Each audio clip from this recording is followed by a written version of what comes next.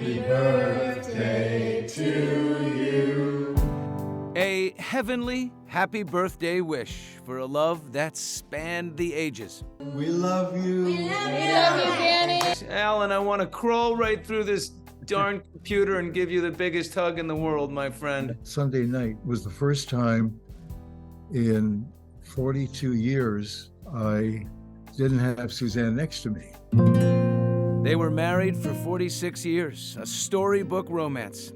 Alan and Suzanne's son, Bruce, were together to talk with me, sharing their grief and their memories of the beloved wife and mother they lost to breast cancer one day before her 77th birthday. When I lost my father, I was in the room with him, and I felt a physiological change. I felt the spirit leave the room. Did you feel anything like that when Suzanne took her last breath? No, I thought she was with me, even when she wasn't breathing. I had spent the 2 nights before, including that night, talking to her. I leaned over and I kissed her, and she responded with a kiss. So I just kept kissing her. And at one point, I stopped kissing her, and she was breathing heavily, and then the breathing stopped. And I think she had reached the point where every day was a major fight, and it was difficult for her. She couldn't do anything for herself anymore.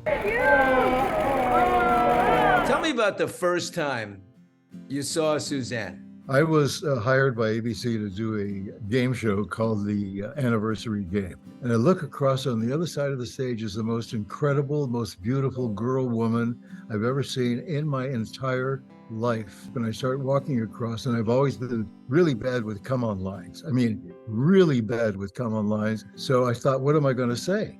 And I got right up to her and I said, would you mind getting me a cup of coffee?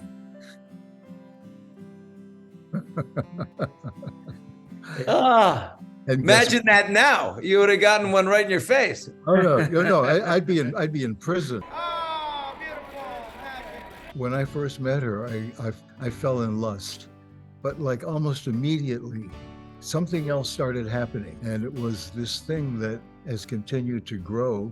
It has infected me, every soul, every cell in my body. I'm not kidding.